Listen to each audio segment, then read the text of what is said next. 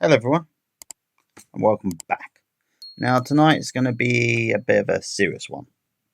Well, you can usually tell when I'm up against this wall, you usually know it's going to be a serious one because I'm not, outside or anything. Now, a couple of nights ago, I got really, really depressed. And I mean really, really depressed. And I knew I was really, really, really down because I started having these fake conversations with people I used to know who I feel have hurt me. Sometimes when I get down, I have these fake conversations. I end up repeating them. I end up telling these people usually how much I despise them now, or I usually go back in time and play a conversation I wish I had. Or I tell them how much I despise them, or tell them to go do one. Or sometimes I just invent scenarios in my head where I get screwed over again. It's not healthy. And it really hit me the other night because it's been so long since I've done that, So long. And it's been so long, I can't remember the last time I actually done that. I mean, I've had like times where I felt really down. I've been down for like 5, maybe 10 minutes, while I've gone through it. But I've always, said, Jim, step out of it. Let's not do this and have a drink. And then I'm get better. Or I slowly get better anyway. But the other night, I did not. And I was working at the time. And it was one of those nights where nothing went right. I made stupid mistake after stupid mistake after stupid mistake. And that doesn't help because when I do stupid little mistakes, I berate myself saying terrible. I'm like Gordon Ramsay in the American Kitchen Nightmares, where he says, "You're such a sandwich, you deserve to be put outside and shot and all that kind of thing, like he used to do in that American TV show where he used to try and revive restaurants, but he never did because most people are idiots. And I'm pretty certain it was all put on anyway, because if you watch the British version, he's actually nice and calm to people. Although most of the British people try to help with idiots as well. Anyway, that's one night to myself, I should point out. If it's someone else, I'm the opposite. I'm totally, completely understanding. I mean, you could probably accidentally chop my leg off, and I'd be like, you know what? Don't worry about it. It happens. We're only human. We only make mistakes. And I'll be hobbling home with blood dripping from my leg, thinking, what people like. But me, tiny little mistake, and I'm condemning myself to death.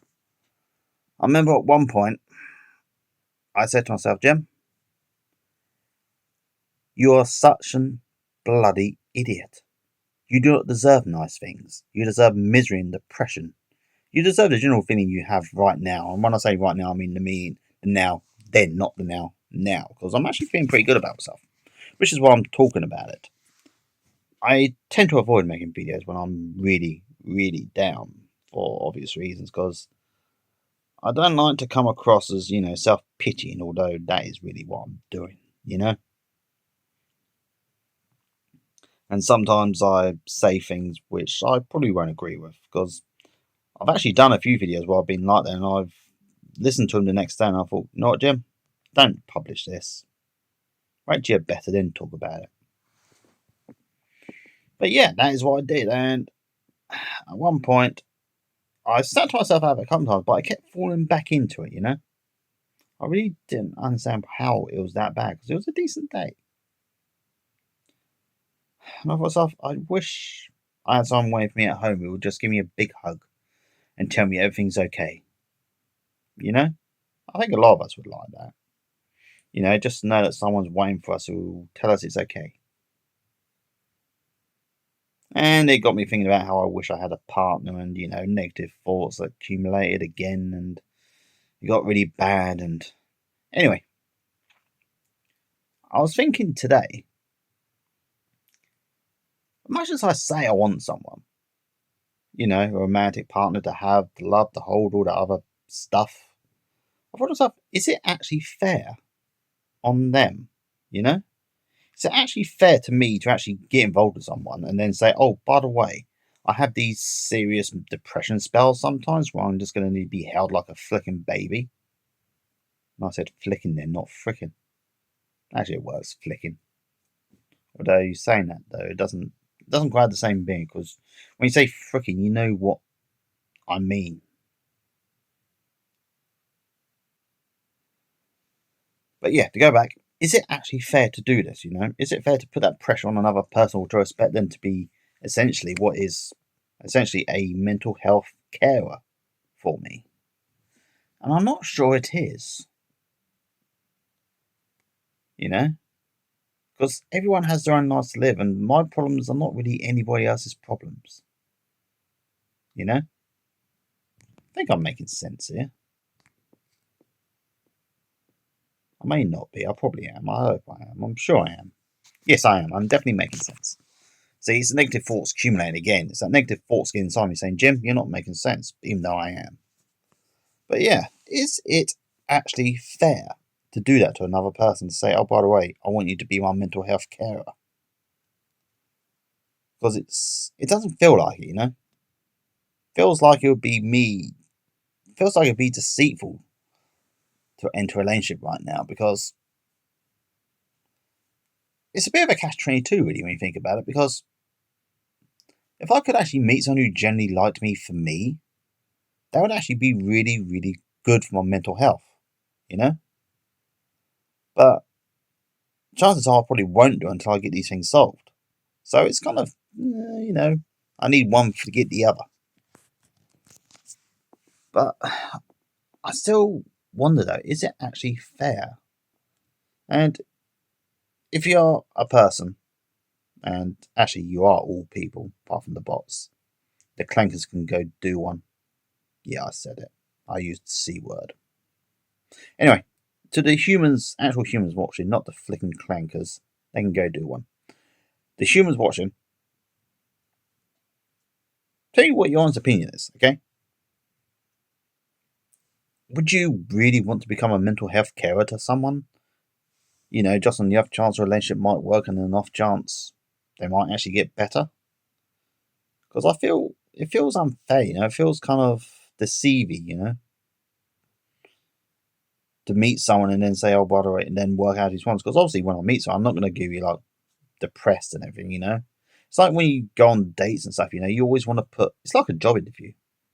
Well, dates and job interviews are the same thing, really. Because you're trying to get something. You want to see the person, you want to see those people again, and you're putting your best self version forward. Not necessarily a true version, because nobody wants that. I mean, who wants to do with your true self? You put your best self forward instead, the more interesting version, the exciting, the funny one. You don't go on the first day and mention, oh, by the way, I have a ton of depression problems and I may need to be held like a baby from time to time.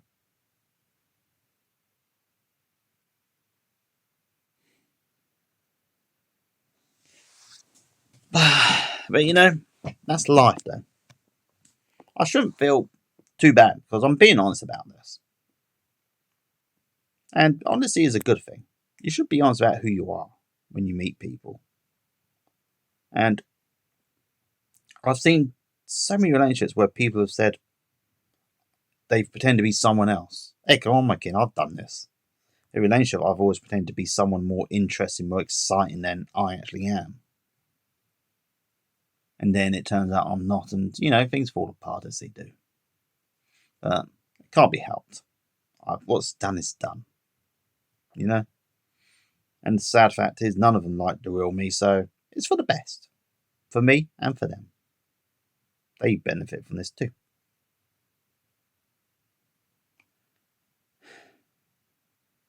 So, if you are watching, let me know in the comments what you truly think about this. Okay? Am I just being too hard on myself, as I usually am?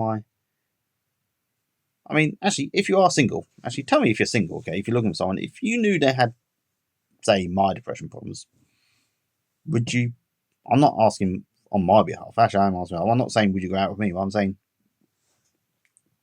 would you get involved with someone who had problems like I do? Or would you rather know so that you can, exit and not get involved with that person? Because I don't blame anyone for not wanting to, At the end of the day, life is hard. Life is hard enough to look after ourselves. It's even harder if you're stuck looking after another person. It really is.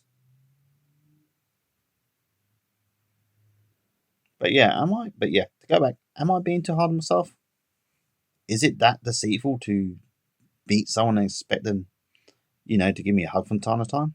Is that too much to ask? I don't know anymore.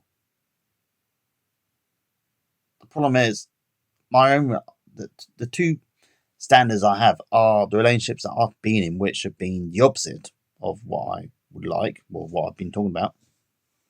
Or you got the TV ones, like the Belchers, and Bob's Burgers, how, they look out for each other. And how Bob and Linda actually genuinely love each other, and they give each other a hug when they're sad. That sort of thing. It's an unhealthy thing. Not that I should be comparing, my respective relationships to what I see on TV, but you can't help it sometimes. Especially when you see people being happy. And you kind of think, I want that. But anyway, I'm going to finish this now before I get too into it and start being myself too much, because it's getting late. It's gone midnight now. So technically this video is being recorded over the course of 2 days. And I do need to get into bed because it's late and I need sleep. And with the current heat, it's kind of hard to sleep, but I'll try my best. So anyway, I'm going to love you and leave you, people. Once again, I want to say thank you for joining me on this journey, because I really do appreciate it. And I truly hope that you are all taking care of yourselves. So until next time, bye.